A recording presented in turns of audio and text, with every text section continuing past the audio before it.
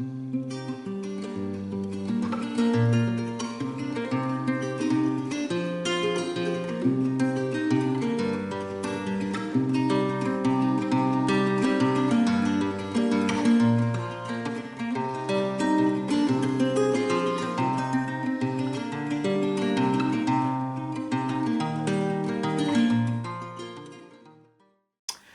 folks, and welcome to Great Chesterford Junction Model Railway.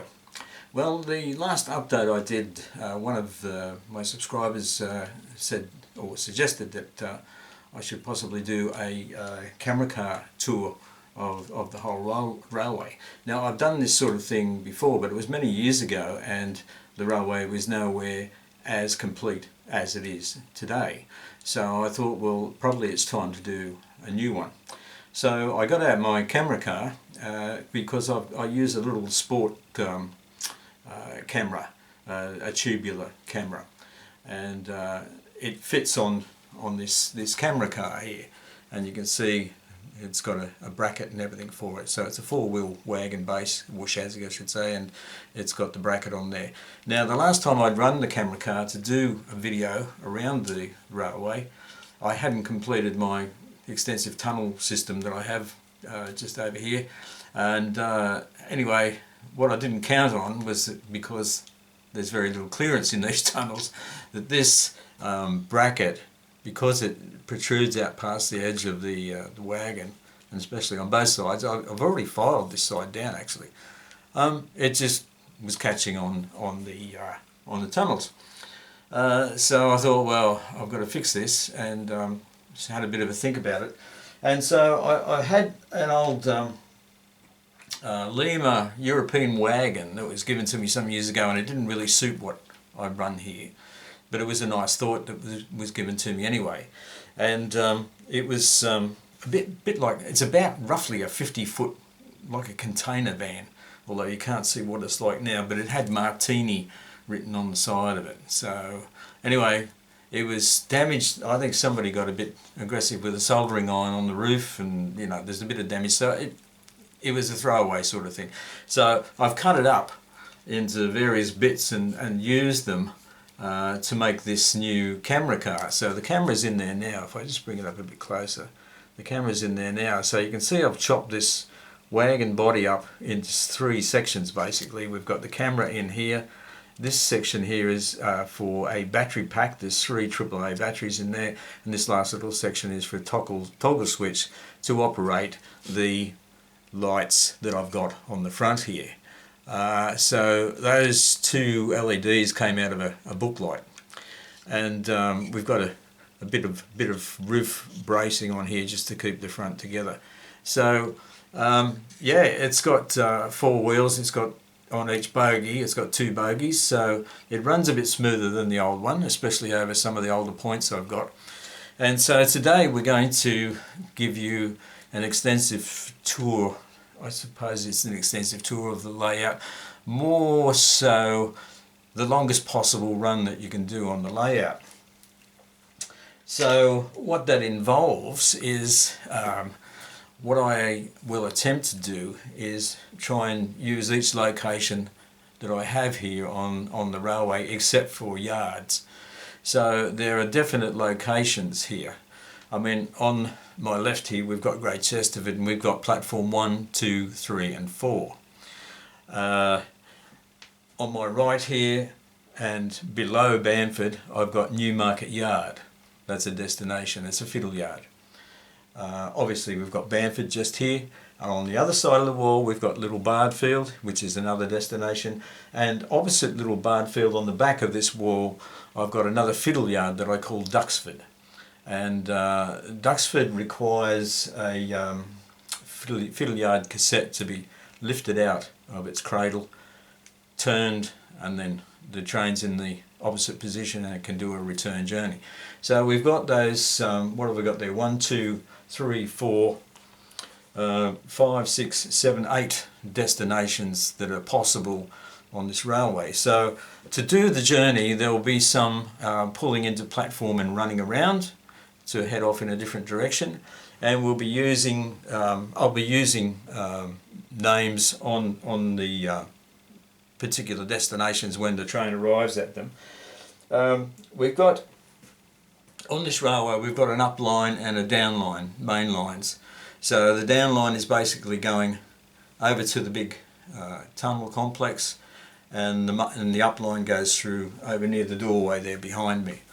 On top of that, we have loops out in my workshop, a single U-shaped loop, I suppose you would say, which has a gradient on it, and behind the wall here where the tunnels are, directly behind the camera, there's a storeroom that I have which has another loop in it, and both of those, let's call them store areas, have a train detection system on them, and each block, I suppose you would call it, on that section has a name as well. So those names will be coming up as the train does its journey around the layout. So it does, and with the lights, I think I decided to put lights on the camera car this time because when you're going through the mainline fiddle yard, either up or down, it's approximately, well, it'll be about a third of this room, I suppose, in length, and it's pretty blooming dark in there. So you go into a tunnel as you would, and it's pitch black, but you guys can't really see any of the works in there and all the warts and, you know, creepy creatures in there and bits of stuff and everything that's in there, or the other parked trains as well. So I've put the light on there to sort of make it more interesting. It's daytime now, so when the train gets out into the back shed or into the workshop, you'll have daylight there to sort of help you go through the journey.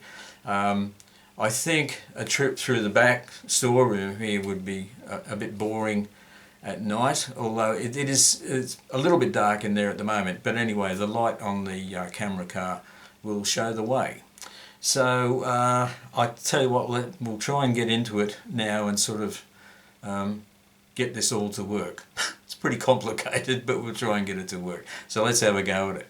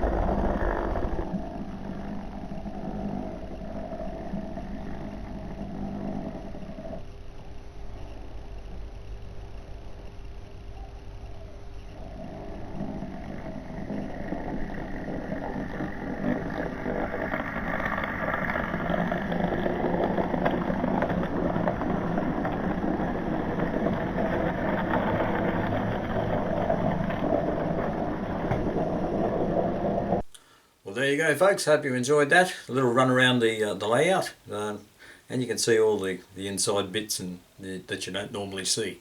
Yeah, okay. I'll leave it with you. Cheers, gourmet.